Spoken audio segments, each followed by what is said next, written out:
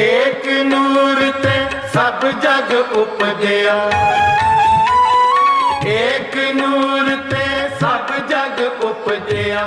कौन भले को मंदे, अवल अल्लाह नूर उपाया।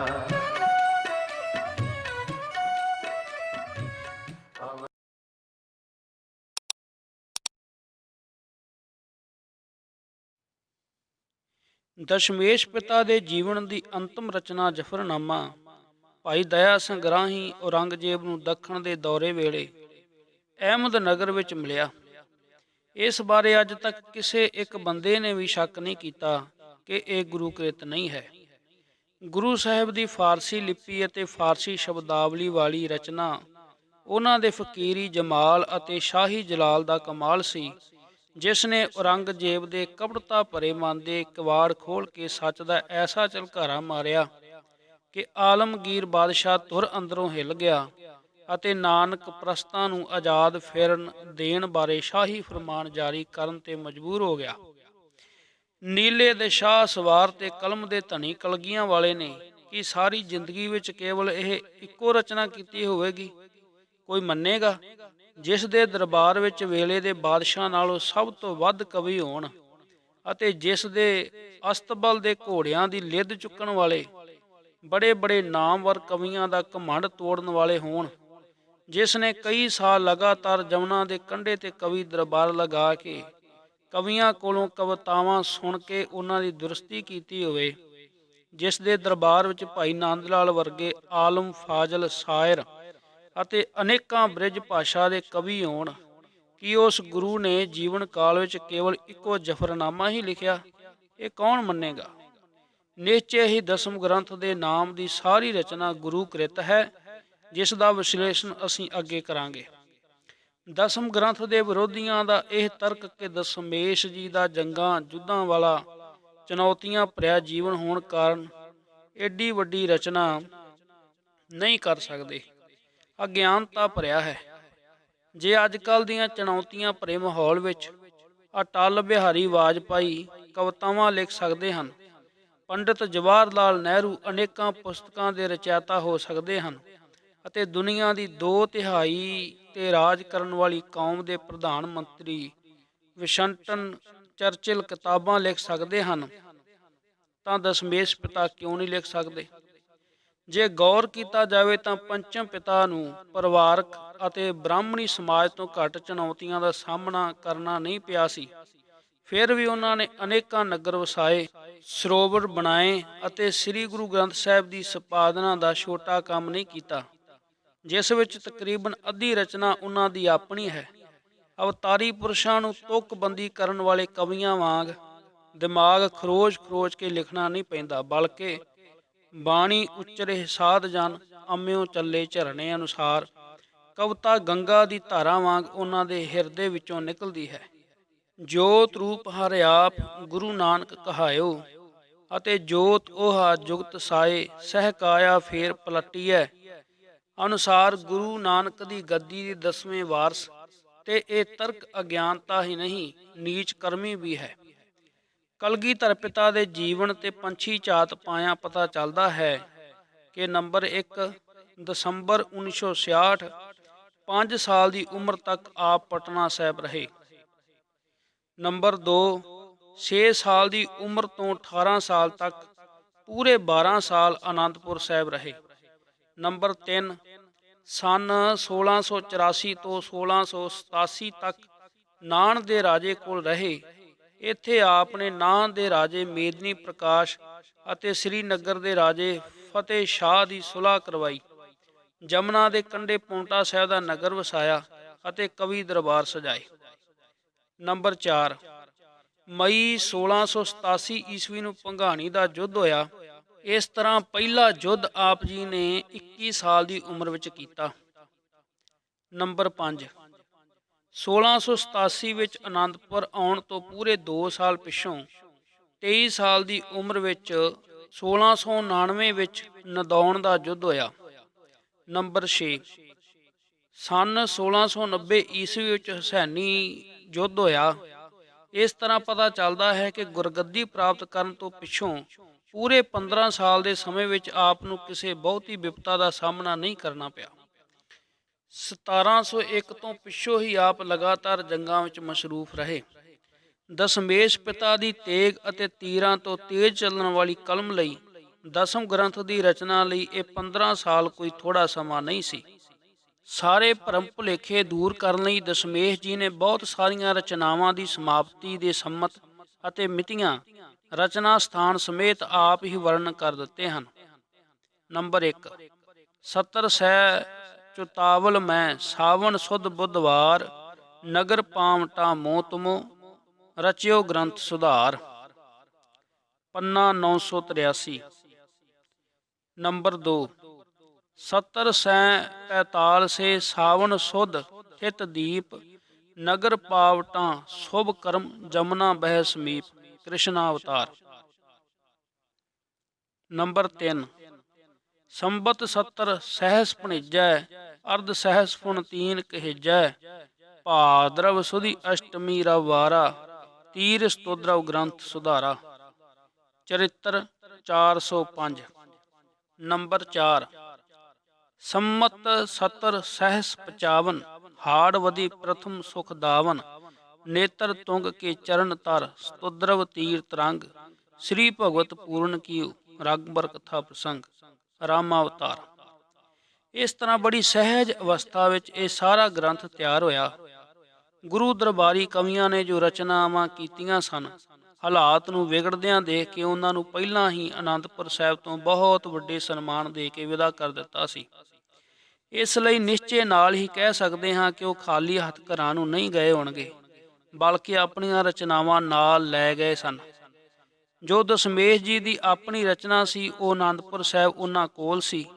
ਇਹ ਵੀ ਪੂਰੇ ਭਰੋਸੇ ਨਾਲ ਕਿਹਾ ਜਾ ਸਕਦਾ ਹੈ ਕਿ ਗੁਰੂ ਕੇ ਸਮਕਾਲੀ ਸਿੱਖਾਂ ਨੇ ਗੁਰੂ ਕ੍ਰਿਤ ਦੇ ਉਤਾਰੇ ਵੀ ਅਵੱਸ਼ ਹੀ ਕੀਤੇ ਸਨ। ਅਕਾਲ ਪੁਰਖ ਦੇ ਹੁਕਮ ਅੰਦਰ ਜਦ ਅਨੰਦਪੁਰ ਛੱਡਣਾ ਪਿਆ ਤਾਂ ਹੋਰ ਸਮਾਨ ਦੇ ਨਾਲ ਬਹੁਤ ਸਾਰਾ ਲਿਖਿਆ ਸਾਹਿਤ ਨਸ਼ਟ ਹੋ ਗਿਆ। ਪਰ ਕੁਝ ਕੁ ਸ਼ਰਧਾਵਾਨ ਸਿੱਖਾਂ ਦੇ ਕੀਤੇ ਉਤਾਰੇ ਅਤੇ ਕੁਝ ਕੁ ਗੁਰੂ ਸਾਹਿਬ ਦੇ ਆਪਣੇ ਦਸਤੇ ਮੁਬਾਰਕ ਨਾਲ ਲਿਖੇ ਪੰਨੇ ਬਚ ਵੀ ਗਏ, ਜੋ ਅੱਗੇ ਚੱਲ ਕੇ ਸਾਬਤ ਹੋ ਜਾਵੇਗਾ। ਗੁਰੂ ਸਾਹਿਬ ਦੇ ਜੋਤੀ ਜੋਤ ਸਮਾਉਣ ਪਿੱਛੋਂ ਮਾਤਾ ਸੁੰਦਰੀ ਜੀ ਨੇ ਭਾਈ ਮਨੀ ਸਿੰਘ ਜੀ ਨੂੰ ਦਰਬਾਰ ਸਾਹਿਬ ਦੀ ਸੇਵਾ ਸੰਭਾਲ ਲਈ ਭੇਜਿਆ। ਨਾਲ ਹੀ ਦਸ਼ਮੇਸ਼ ਪਿਤਾ ਦੀ ਬਾਣੀ ਲੱਭ ਕੇ ਸੰਭਾਲਣ ਦੀ ਤਾਕੀਦ ਵੀ ਕੀਤੀ। ਭਾਈ ਸਾਹਿਬ ਨੇ ਮਾਤਾ ਜੀ ਨੂੰ ਜੋ ਚਿੱਠੀ ਲਿਖੀ, ਉਸ ਤੋਂ ਪਤਾ ਚੱਲਦਾ ਹੈ ਕਿ ਉਹਨਾਂ ਨੇ ਦੋਨੋਂ ਕੰਮ ਪੂਰੀ ਤਨਦੇਹੀ ਨਾਲ ਸਿਰੇ ਚਾੜੇ। ਡਾਕਟਰ ਤਰਲੋਚਨ ਸਿੰਘ ਦੀ ਲਿਖਤ ਅਨੁਸਾਰ ਭਾਈ ਮਨੀ ਸਿੰਘ ਜੀ ਨੇ ਸ਼ਹੀਦ ਹੋਣ ਤੋਂ 4 ਸਾਲ ਪਹਿਲਾਂ ਦਸਮ ਗ੍ਰੰਥ ਦੀ ਬੀੜ ਤਿਆਰ ਕਰਕੇ ਪੰਥ ਨੂੰ ਪੇਸ਼ ਕੀਤੀ, ਜਿਸ ਤੇ ਡੂੰਘੀ ਵਿਚਾਰ ਚਰਚਾ ਹੋਈ। ਕਈਆਂ ਦਾ ਕਹਿਣਾ ਸੀ ਕਿ ਗੁਰੂ ਸਾਹਿਬ ਦੀਆਂ ਆਤਮ ਉਪਦੇਸ਼ ਵਾਲੀਆਂ ਬਾਣੀਆਂ ਜਿਵੇਂ ਜਾਪ ਸਾਹਿਬ, ਅਕਾਲ ਉਸਤਤ, ਹਜ਼ਾਰੇ ਦੇ ਸ਼ਬਦ ਅਤੇ 33 ਸਵਈਏ ਆਦਿ ਦੀ ਅਲੱਗ ਪੋਥੀ ਬਣੇ। ਹਿੰਦੂ ਇਤਿਹਾਸਕ ਗ੍ਰੰਥਾਂ ਦੇ ਉਲੱਥੇ ਅਤੇ ਚਰਿਤਰੋਪਖਿਆਨ ਆਦਿ ਅੱਡ-ਅੱਡ ਪੋਥੀਆਂ ਵਿੱਚ ਰੱਖੀਆਂ ਜਾਣ। ਪਰ ਕਈਆਂ ਦਾ ਕਹਿਣਾ ਸੀ ਕਿ ਸਾਰੀਆਂ ਇੱਕੋ ਜਗ੍ਹਾ ਰਹਿਣ। ਮਹਾਨ ਕੋਸ਼ ਅਨੁਸਾਰ ਇਸ ਵਿਸ਼ੇ ਤੇ ਵਿਚਾਰ ਭਾਈ ਸਾਹਿਬ ਦੀ ਸ਼ਹੀਦੀ ਪਿੱਛੋਂ ਪੰਥ ਨੇ ਦਮਦਮੇ ਸਾਹਿਬ ਕੀਤੀ। ਪਰ ਸਾਰੀਆਂ ਬਾਣੀਆਂ ਜੋ ਹੁਣ ਪ੍ਰਚਲਿਤ ਦਸਮ ਗ੍ਰੰਥ ਵਿੱਚ ਹਨ, ਭਾਈ ਮਨੀ ਸਿੰਘ ਵੱਲੋਂ ਇਕੱਤਰ ਕਰਕੇ ਗ੍ਰੰਥ ਤਿਆਰ ਕਰਨ ਨੂੰ ਭਾਈ ਕਾਹਨ ਸਿੰਘ ਜੀ ਸਵੀਕਾਰਦੇ ਹਨ। ਇੱਥੇ ਇਹ ਦੱਸਣਾ ਵੀ ਉਚਿਤ ਹੈ ਕਿ ਇਹਨਾਂ ਕਿਰਤਾਂ ਨੂੰ ਅੱਡ-ਅੱਡ ਪੋਥੀਆਂ ਦੀ ਸ਼ਕਲ ਵਿੱਚ ਰੱਖਿਆ ਜਾਵੇ ਜਾਂ ਇੱਕ ਗ੍ਰੰਥ ਵਿੱਚ ਰੱਖਿਆ ਜਾਵੇ, ਕੇਵਲ ਇਹੋ ਮਤਭੇਦ ਉਸ ਵੇਲੇ ਦੇ ਪੰਥਕ ਵਿਦਵਾਨਾਂ ਵਿੱਚ ਸੀ। ਪਰ ਇਹਨਾਂ ਦੇ ਕਰਤਾ ਬਾਰੇ ਕਿਸੇ ਇੱਕ ਸਿੱਖ ਨੂੰ ਵੀ ਸ਼ੰਕਾ ਨਹੀਂ ਸੀ, ਜਦ ਕਿ ਹੁਣ ਇਹ ਪ੍ਰਚਾਰ ਕੀਤਾ ਜਾ ਰਿਹਾ ਹੈ ਕਿ ਆਦਿ ਕਾਲ ਤੋਂ ਹੀ ਇਸ ਗ੍ਰੰਥ ਬਾਰੇ ਪੰਥ ਵਿੱਚ ਮਤਭੇਦ ਸੀ।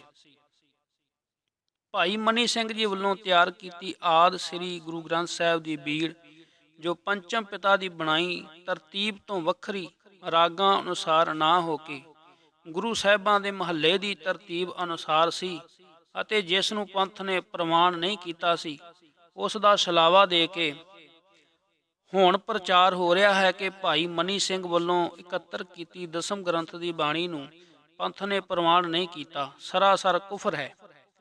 ਪੰਥ ਵੱਲੋਂ ਅਪ੍ਰਵਾਨਿਤ ਆਦਿ ਬੀੜ ਹੁਣ ਲੱਭੀ ਗਈ ਹੈ।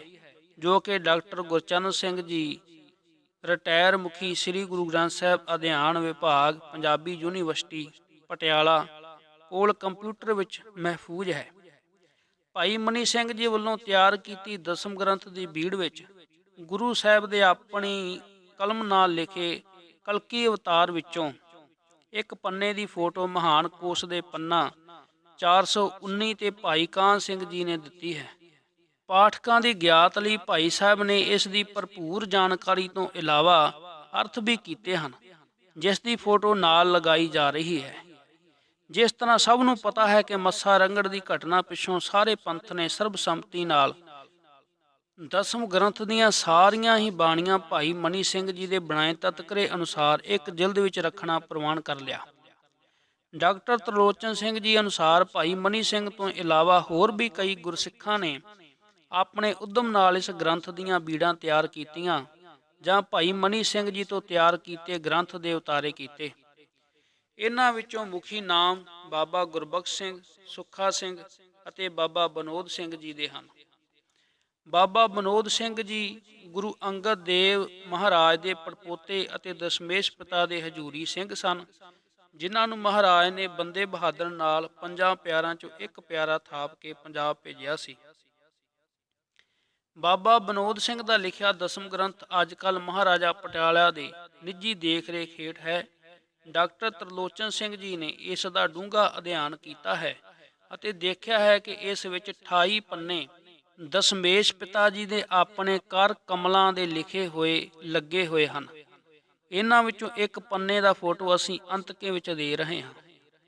ਇਸੇ ਤਰ੍ਹਾਂ ਬਾਬਾ ਦੀਪ ਸਿੰਘ ਜੀ ਦੀ ਹੱਥ ਲਿਖਤ ਨਿਤਨੇਮ ਦੀ ਪੋਥੀ ਬਠਿੰਡਾ ਦੇ ਪਿੰਡ ਤਿਉਣਾ ਪੁਜਾਰੀਆਂ ਤੋਂ ਪ੍ਰਾਪਤ ਹੋਈ ਹੈ। ਇਸ ਵਿੱਚ ਆਦ ਗੁਰੂ ਗ੍ਰੰਥ ਸਾਹਿਬ ਅਤੇ ਦਸਮ ਗ੍ਰੰਥ ਵਿੱਚੋਂ ਦੋਨਾਂ ਗ੍ਰੰਥਾਂ ਵਿੱਚ ਦੀਆਂ ਬਾਣੀਆਂ ਹਨ।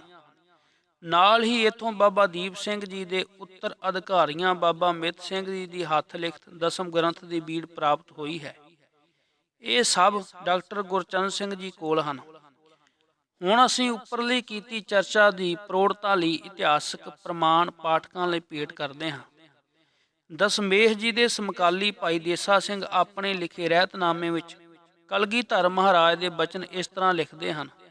ਸੁਨੋ ਸਿੰਘ ਇੱਕ ਬਚਨ ਹਮਾਰਾ, ਪ੍ਰਥਮੈ ਹਮਨੇ ਜਾਪ ਉਚਾਰਾ, ਪੁਨ ਅਕਾਲ ਉਸਤਤ ਜੋ ਕਹੀ, ਵੇਦ ਸਮਾਨ ਪਾਠ ਜੇ ਅਹੀ, ਪੁਨ ਬਚਿੱਤਰ ਨਾਟਕ ਬਨਵਾਇਓ, ਸੋਢ ਬੰਸ ਜਹ ਕਥਾ ਸੁਹਾਇਓ, ਪੁਨ ਦੋ ਚੰਡੀ ਚਰਿੱਤਰ ਬਣਾਏ, ਅੰਤਰ ਕੇ ਸਭ ਕਬ ਮਨ ਭਾਏ, ਗਿਆਨ ਪ੍ਰਬੋਧ ਬੋਧ ਹਮ ਕਹਾ, ਜਸ ਪਾਠ ਕਰ ਹਰ ਪਦ ਲਹਾ, ਪੁਨ 24 ਅਵਤਾਰ ਕਹਾਣੀ, ਵਰਣਨ ਕਰਾ ਸਮਝ ਸਭ ਗਿਆਨੀ,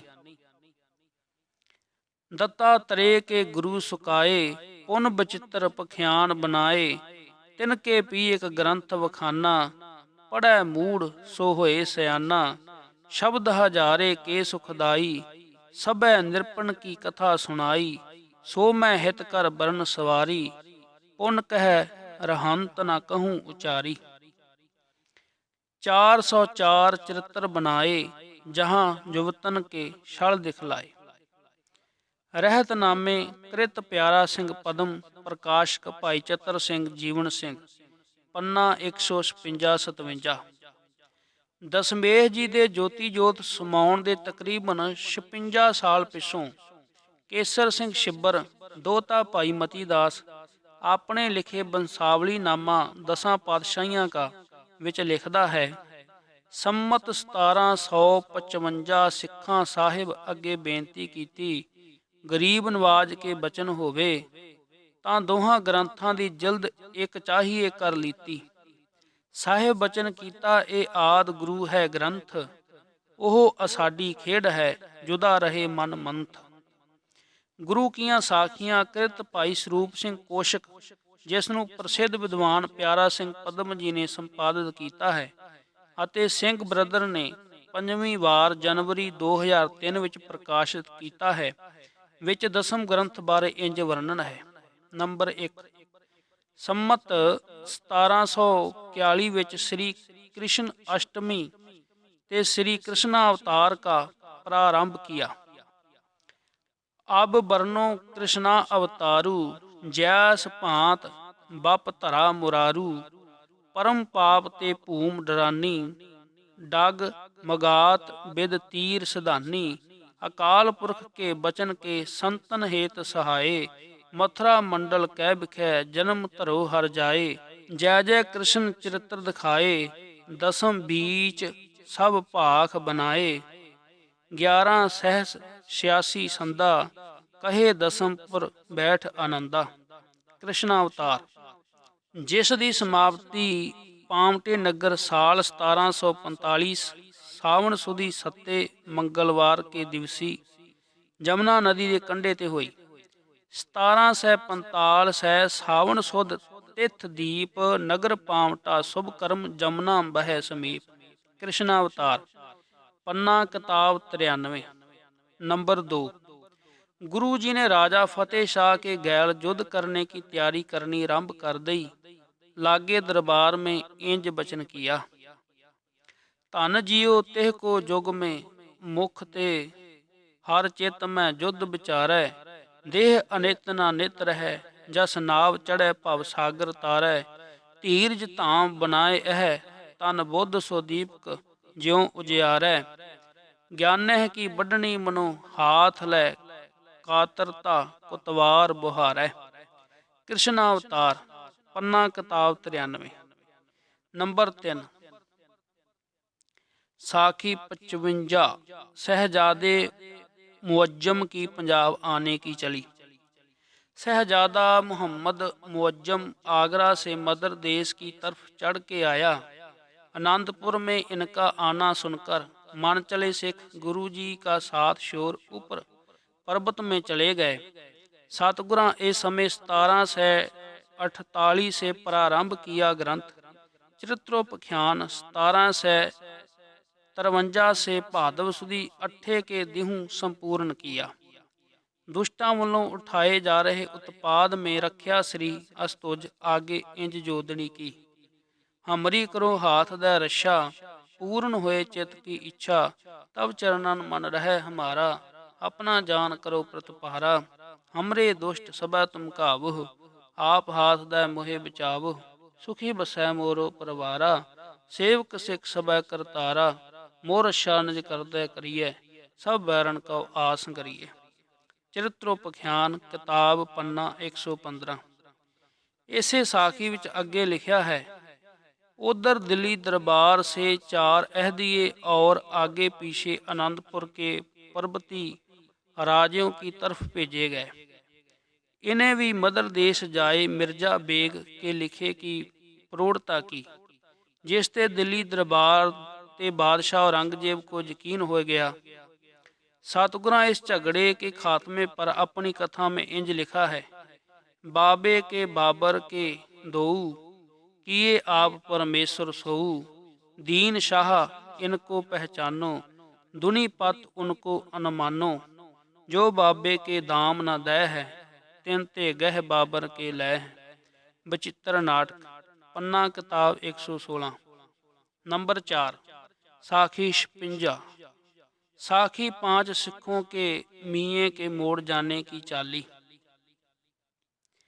सम्मत बतीत हो जाने उपरंत चढ़दे साल 1754 की विसाखी के शुभ दिवस ते भाई चौपत राय ने बेनती की थी, जी सच्चे पातशाह, मैं रोजाना काल उस्तत का पाठ किया करता हाँ, आप इन तुकों का भाव अर्थ समझाइए। एक समय श्री आत्मा उच्चर्यो मत स्यों बैन, सब प्रताप जगदीश को कहो सगल विद तैन। सतगुरा नैन उगार चौपत राय की तरफ देखा, कहा कि प्रश्न तेरा ठीक है, असा इसकी पूर्ति लिए विचित्र नाटक ग्रंथ लिखा है, जिसका प्रारंभ इस तुक से होता है। नमस्कार श्री खड़ग को करो सोहित चित लाए, पूर्ण करो ग्रंथ एह तुम मोह करो सहाय। पन्ना 116-17 नंबर 5। साखी नंबर 63 ਦੇ ਅਖੀਰ ਵਿੱਚ ਲਿਖਿਆ ਹੈ, इसी वर्ष साल 1739 का शोया ग्रंथ बचित्र नाटक सम्मत 1755 हाड़ बदी एकंग के दिहू संपूर्ण हुआ। ਸਮਾਪਤੀ ਤੇ ਸਤਿਗੁਰਾਂ ਉਚਾਰਨ ਕੀਆ। ਸੰਮਤ 17 ਸਹਿ 55 ਹਾੜ ਬਦੀ ਪ੍ਰਥਮੈ ਸੁਖ ਦਾਵਨ। ਤਉ ਪ੍ਰਸਾਦ ਗ੍ਰੰਥ ਸੁਧਾਰਾ ਭੂਲ ਪਰੀ ਕਵ ਲਿਹੋ ਸੁਧਾਰਾ। ਬਚਿੱਤਰ ਨਾਟਕ। ਇਸ ਤਰ੍ਹਾਂ ਇਸ ਗ੍ਰੰਥ ਕੀ ਸਮਾਪਤੀ ਤੇ ਧਰਮ ਯੁੱਧ ਕੀਆਂ ਤਿਆਰੀਆਂ ਆਰੰਭ ਹੋਈਆਂ। ਪੰਨਾ 129।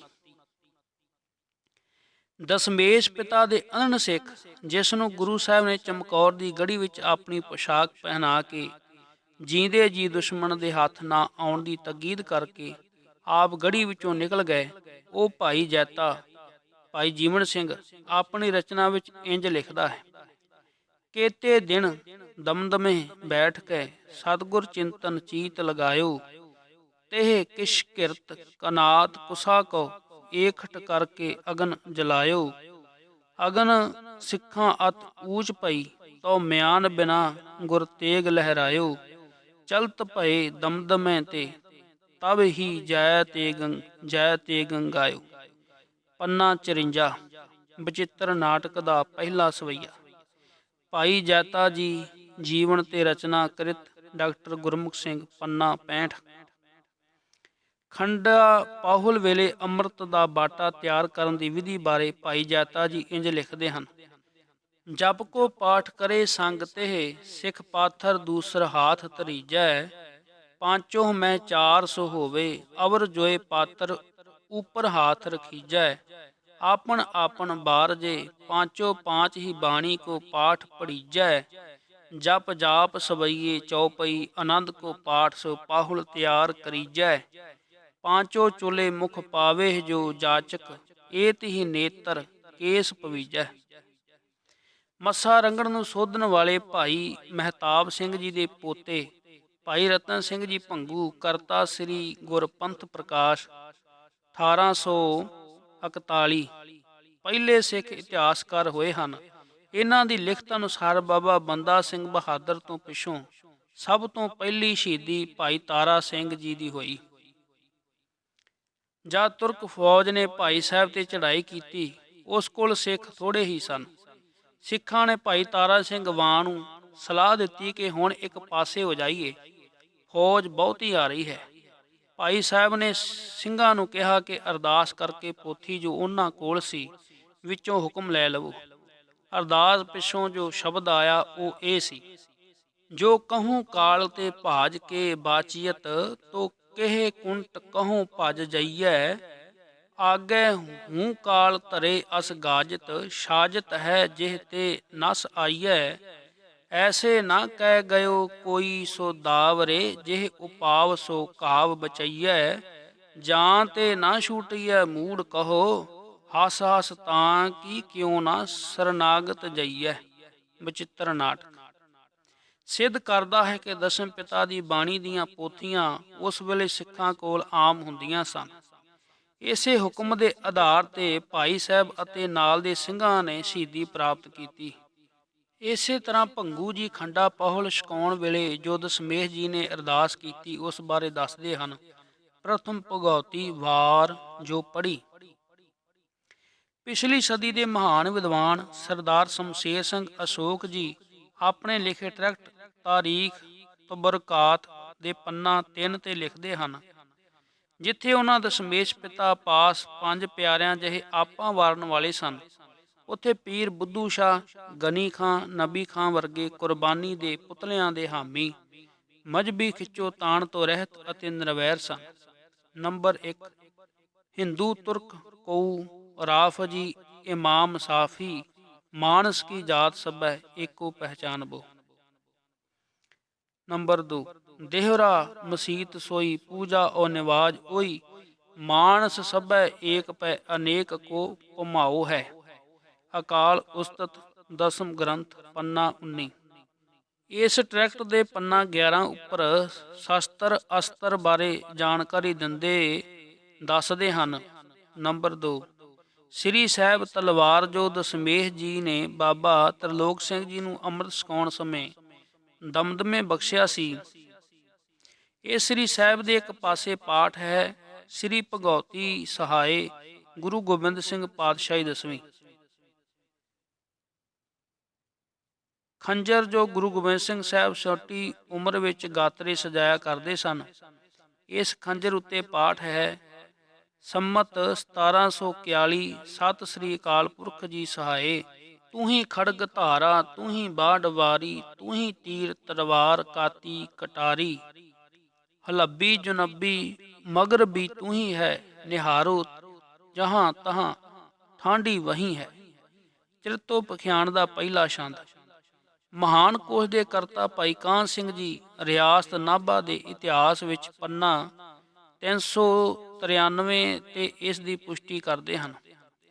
ਇਸ ਟਰੈਕਟ ਦੇ ਪੰਨਾ 18 ਤੇ ਲਿਖਦੇ ਹਨ, ਸ੍ਰੀ ਗੁਰੂ ਗੋਬਿੰਦ ਸਿੰਘ ਜੀ ਇਹ ਤਲਵਾਰ ਪੰਜਾਬ ਗਵਰਨਮੈਂਟ ਦੀ ਮਾਰਫਤ 3 ਨਵੰਬਰ 1854 ਈਸਵੀ ਨੂੰ ਇੰਗਲੈਂਡ ਰਵਾਨਾ ਕੀਤੀ ਗਈ।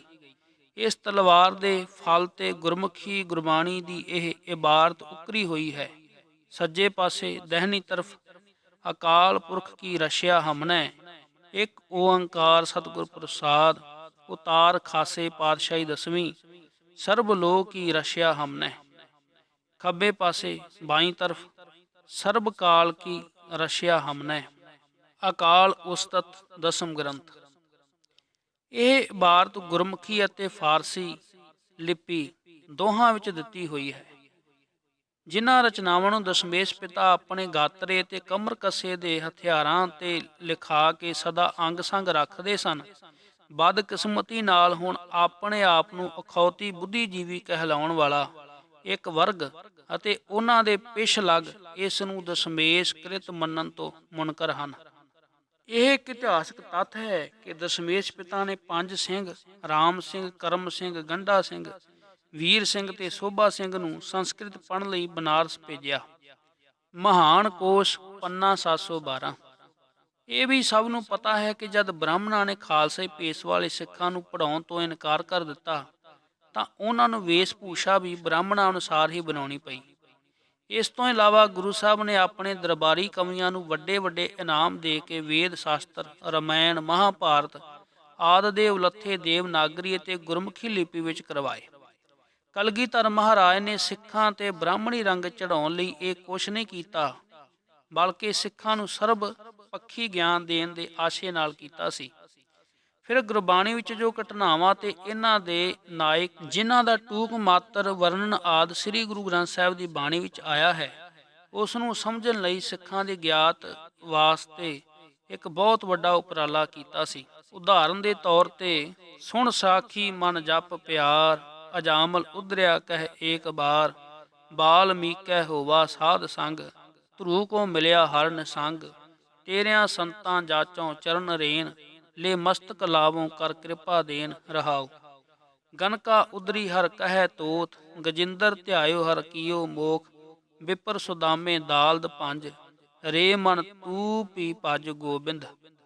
ਬਦਕ ਉਧਾਰਿਓ ਖੰਮ ਪ੍ਰਹਾਰ, ਉਪਜਾ ਉਦਰੀ ਅੰਗੁਸ਼ਟ ਧਾਰ, ਬਿਦਰ ਉਧਾਰਿਓ ਦਾਸਤ ਭਾਏ, ਰੇ ਮਨ ਤੂ ਪੀ ਹਰ ਧਿਆਏ।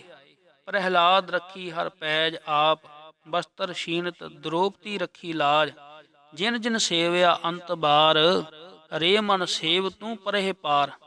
ਧੰਨੈ ਸੇਵਿਆ ਬਾਲ ਬੁੱਧ, ਤਰਲੋਚਨ ਗੁਰਮਿਲ ਭਈ ਸਿੱਧ, ਬੇਣੀ ਕੋ ਗੁਰ ਕੀਓ ਪ੍ਰਗਾਸ, ਰੇ ਮਨ ਤੂ ਪੀ ਹੋਏ ਦਾਸ। ਜੈ ਦੇਵ ਤਿਆਗਿਓ ਅਹਮ ਮੇਵ, ਨਾਈ ਉਧਾਰਿਓ ਸੈਨ ਸੇਵ, ਮਨ ਡੀਗ ਨ ਡੋਲੇ ਕਹੂੰ ਜਾਏ, ਮਨ ਤੂ ਪੀ ਤਰਸੇ ਸਰਨ ਪਾਏ। ਜਿਹੇ ਅਨੁਗ੍ਰਹ ਠਾਕੁਰ ਕੀਓ ਆਪ, ਸੇ ਤੈ ਲੀਨੇ ਭਗਤ ਆਪ, ਤਿਨਕਾ ਗੁਣ ਔਗਣ ਨਾ ਵਿਚਾਰਿਓ ਕੋਏ, ਇਹ ਬਿਦ ਦੇਖ ਮਨ ਲੱਗਾ ਸੇਵ। ਕਬੀਰ ਧਿਆਇਓ ਏਕ ਰੰਗ, ਨਾਮ ਦੇਵ ਹਰਿ ਜਿਉ ਬਸੇ ਸੰਗ, ਰਵਿਦਾਸ ਧਿਆਏ ਪ੍ਰਭੂ ਅਨੂਪ, ਗੁਰ ਨਾਨਕ ਦੇਵ ਗੋਬਿੰਦ ਰੂਪ। ਜਿਉ ਜਨ ਚੰਦਰਹਾਸ ਦੁਖਿਆ, ਤ੍ਰਿਸ਼ਟ ਬੁੱਧੀ ਆਪਣਾ ਕਰ ਲੂਕੀ ਜਾਰੇ। ਗੋਤਮ ਤਪਾ ਅਹਿਲਿਆ ਇਸਤਰੀ, ਤਿਸ ਦੇਖ ਇੰਦਰ ਲੁਭਾਇਆ। ਅਤੇ ਇਸ ਤਰ੍ਹਾਂ ਦੇ ਅਨੇਕ ਹੋਰ ਸ਼ਬਦ ਜੋ ਸ੍ਰੀ ਗੁਰੂ ਗ੍ਰੰਥ ਸਾਹਿਬ ਮਹਾਰਾਜ ਵਿੱਚ ਹਨ। ਜੇ ਕਿਸੇ ਨੇ ਇਹਨਾਂ ਦਾ ਵਿਸਥਾਰ ਪੂਰਵਕ ਹਾਲ ਸਮਝਣਾ ਹੋਵੇ ਤਾਂ ਕਿੱਥੋਂ ਪਤਾ ਚੱਲੇਗਾ। ਜਾਂ ਤਾਂ ਜਿਸ ਨੂੰ ਸੰਸਕ੍ਰਿਤ ਆਉਂਦੀ ਹੈ ਉਹ ਇਹ ਪੁਸਤਕਾਂ ਪੜ੍ਹੇ, ਜਾਂ ਫਿਰ ਪੰਡਿਤ ਜੀ ਅੱਗੇ ਗੋਡੇ ਟੇਕ ਕੇ ਪੁੱਛੇ ਕਿ ਪੰਡਿਤ ਜੀ ਫਲਾਣੀ ਘਟਨਾ ਕਿਸ ਤਰ੍ਹਾਂ ਵਾਪਰੀ ਸੀ, ਕਿਰਪਾ ਕਰਕੇ ਦੱਸੋ। ਅਤੇ ਪੰਡਿਤ ਜੀ ਮਰਜ਼ੀ ਅਨੁਸਾਰ ਝੂਠ ਸੱਚ ਜੋ ਦੱਸਣ ਉਸ ਨੂੰ ਮੰਨ ਲਿਆ ਜਾਵੇ। ਦਸ਼ਮੇਸ਼ ਪਿਤਾ ਜੀ ਨੇ ਇਸ ਸਭ ਕੁਝ ਲਈ ਆਪਣੇ ਸਿੱਖ ਨੂੰ ਪੰਡਿਤ ਜੀ ਦੀ ਗੁਲਾਮੀ ਤੋਂ ਬਚਾਉਣ ਲਈ ਆਪ ਹੀ ਸਭ ਕੁਝ ਦਸਮ ਗ੍ਰੰਥ ਵਿੱਚ ਲਿਖ ਦਿੱਤਾ। ਸੋ ਜੇ ਇਹ ਕਹਿ ਦਿੱਤਾ ਜਾਵੇ ਕਿ ਸ੍ਰੀ ਗੁਰੂ ਗ੍ਰੰਥ ਸਾਹਿਬ ਜੀ ਨੂੰ ਸਮੁੱਚੇ ਤੌਰ ਤੇ ਸਮਝਣ ਲਈ ਦਸਮ ਗ੍ਰੰਥ ਪੜ੍ਹਨਾ ਜ਼ਰੂਰੀ ਹੈ, ਕੋਈ ਆਤਕਥਨੀ ਨਹੀਂ ਹੋਵੇਗੀ। ਅੱਜ ਤੋਂ 350 ਸਾਲ ਪਹਿਲਾਂ ਜਦ ਕਿ ਸਾਰੇ ਧਾਰਮਿਕ ਗ੍ਰੰਥ ਆਮ ਆਦਮੀ ਦੀ ਪਹੁੰਚ ਤੋਂ ਦੂਰ ਸਨ ਅਤੇ ਬ੍ਰਾਹਮਣ ਜਾਤੀ ਦੀ ਨਿੱਜੀ ਜਾਇਦਾਦ ਸਨ, ਦਸ਼ਮੇਸ਼ ਪਿਤਾ ਜੀ ਨੇ ਸਭ ਲਈ ਦਰਵਾਜ਼ੇ ਖੋਲ੍ਹ ਕੇ ਮਨੁੱਖਤਾ ਤੇ ਇੱਕ ਵੱਡਾ ਪਰਉਪਕਾਰ ਕੀਤਾ ਹੈ। ਗੁਰੂ ਸਾਹਿਬ ਵੇਲੇ ਜਿੱਥੇ ਇੱਕ ਪਾਸੇ ਖਾਲਸੇ ਨੂੰ ਜ਼ਾਲਮ ਨਾਲ ਜਿਸ ਲਈ ਤਲਵਾਰ ਜ਼ਰੂਰੀ ਸੀ, ਉੱਥੇ ਦੂਸਰੇ ਪਾਸੇ ਬ੍ਰਾਹਮਣ ਨਾਲ ਸਿਧਾਂਤਕ ਟੱਕਰ ਸੀ। ਇਸ ਲਈ ਬ੍ਰਾਹਮਣ ਨੂੰ ਨਿਰਉੱਤਰ ਕਰਨ ਲਈ ਇਹਨਾਂ ਗ੍ਰੰਥਾਂ ਦਾ ਗਿਆਨ ਹੋਣਾ ਲਾਜ਼ਮੀ ਸੀ। ਜਿਸ ਤਰ੍ਹਾਂ ਹੁਣ ਸਿੱਖ ਇਤਿਹਾਸ ਅਤੇ ਗੁਰਬਾਣੀ ਪੜ੍ਹ ਕੇ RSS ਅਤੇ ਉਸ ਦੇ ਖਰੀਦੇ ਸਿੱਖੀ ਪੇਸ ਵਾਲੇ ਬੰਦੇ ਸਿੱਖਾਂ ਨੂੰ ਚੁਣੌਤੀ ਦੇ ਰਹੇ ਹਨ। ਦਮਦਮੀ ਟਕਸਾਲ ਦੇ ਗੁਰਮੁਖਾਂ ਪੰਡਿਤ ਤਾਰਾ ਸਿੰਘ ਨਰੋਤਮ ਨਿਰਮਲਿਆਂ, ਗਿਆਨੀ ਦਿੱਤ ਸਿੰਘ ਅਤੇ ਪੰਡਿਤ ਕਰਤਾਰ ਸਿੰਘ ਦਾਖਾਂ ਆਦਿ ਆਰੀਆ ਸਮਾਜ, ਸਵਾਮੀ ਦਇਆਨੰਦ ਅਤੇ ਹੋਰ ਪੰਥ ਦੋਖੀ ਬ੍ਰਾਹਮਣਾਂ ਨੂੰ ਦਸਮ ਗ੍ਰੰਥ ਅਤੇ ਹੋਰ ਬ੍ਰਾਹਮਣੀ ਗ੍ਰੰਥ ਪੜ੍ਹ ਕੇ ਹੀ ਪਛਾੜਨ ਵਿੱਚ ਕਾਮਯਾਬ ਹੋ ਸਕੇ ਹਨ, ਜੋ ਕਿ ਗਿਆਨੀ ਦਿੱਤ ਸਿੰਘ ਜੀ ਦੀ ਲਿਖੀ ਪੁਸਤਕ ਮੇਰਾ ਅਤੇ ਸਵਾਮੀ ਦਇਆਨੰਦ ਦਾ ਸੰਵਾਦ ਪੜ੍ਹਨ ਤੋਂ ਪਤਾ ਚੱਲ ਜਾਂਦਾ ਹੈ। ਹਿੰਦੂ ਸਮਾਜ ਵਿੱਚੋਂ ਬਣੇ ਸਿੱਖਾਂ ਵਿੱਚੋਂ ਹੀਨ ਭਾਵਨਾ ਕੱਢਣ ਲਈ ਚੰਡੀ ਦੀ ਵਾਰ ਜੈਸੀਆਂ ਜੋਸ਼ੀਲੀਆਂ ਵਾਰਾਂ ਜੋ ਹਿੰਦੂ ਧਰਮ ਨਾਲ ਸੰਬੰਧਿਤ ਸਨ, ਇਹਨਾਂ ਵਿੱਚ ਬੀਰ ਰਸੀ ਬਿਰਤੀ ਪੈਦਾ ਕਰਨ ਲਈ ਅਤ ਜ਼ਰੂਰੀ ਸਨ। ਆਪਣੇ ਧਰਮ ਦੀ ਵਡਿਆਈ ਅਤੇ ਆਪਣੇ ਧਰਮ ਦੇ ਚੰਗੇ ਗੁਣਾਂ ਦਾ ਪ੍ਰਗਟਾਵਾ ਹਰ ਕੋਈ ਕਰਦਾ ਹੈ, ਪਰ ਇਸ ਪੱਖੋਂ ਕਮਜ਼ੋਰੀਆਂ ਕੋਈ ਨਹੀਂ ਦੱਸ ਸਕਦਾ।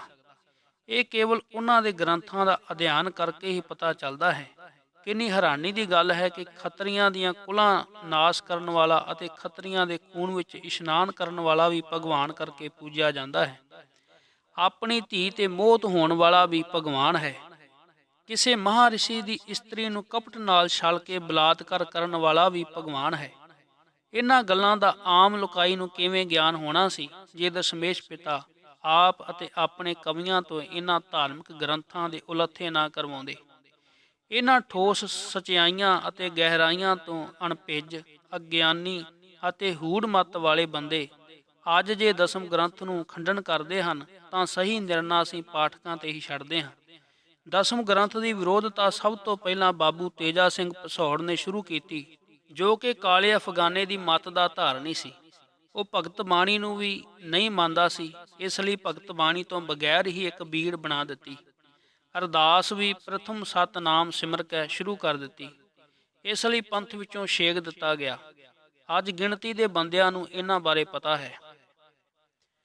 ਉਸ ਪਿੱਛੋਂ ਮਿਸ਼ਰਨੀ ਕਾਲਜ ਦੇ ਪ੍ਰਿੰਸੀਪਲ ਸਵਰਗੀ ਹਰਭਜਨ ਸਿੰਘ ਨੇ ਜਹਾਦ ਖੜਾ ਕੀਤਾ ਅਤੇ ਮਿਸ਼ਰਨੀ ਕਾਲਜ ਦੇ ਸੰਚਾਲਕਾਂ ਨੇ ਇਸ ਨੂੰ ਖੰਡਨ ਦਾ ਬੀੜਾ ਚੁੱਕ ਲਿਆ। ਇਸ ਲਈ ਜਿਵੇਂ ਤਿਵੇਂ ਮਿਸ਼ਰਨੀ ਕਾਲਜ ਖੁੱਲ੍ਹ ਰਹੇ ਹਨ। ਦਸਮ ਗ੍ਰੰਥ ਵਿਰੋਧੀਆਂ ਦੀ ਗਿਣਤੀ ਵੱਧ ਰਹੀ ਹੈ, ਪਰ ਬਹੁਤਾ ਕਰਕੇ ਇਹ ਆਪ ਵਿਰੋਧ ਨਾ ਕਰਕੇ ਕਦੇ ਗਿਆਨੀ ਭਾਗ ਸਿੰਘ ਦੀ ਪਿੱਠ ਠੋਕਦੇ ਰਹੇ ਹਨ ਅਤੇ ਹੁਣ ਕਾਲਾ ਅਫਗਾਨਾਂ ਦੀ ਪੁਸਤ ਪਨਾਹੀ ਕਰ ਰਹੇ ਹਨ। ਚੜ੍ਹ ਜਾ ਬੱਚਾ ਸੂਲੀ, ਆਰਾਮ ਭਲੀ ਕਰੇਂਗੇ।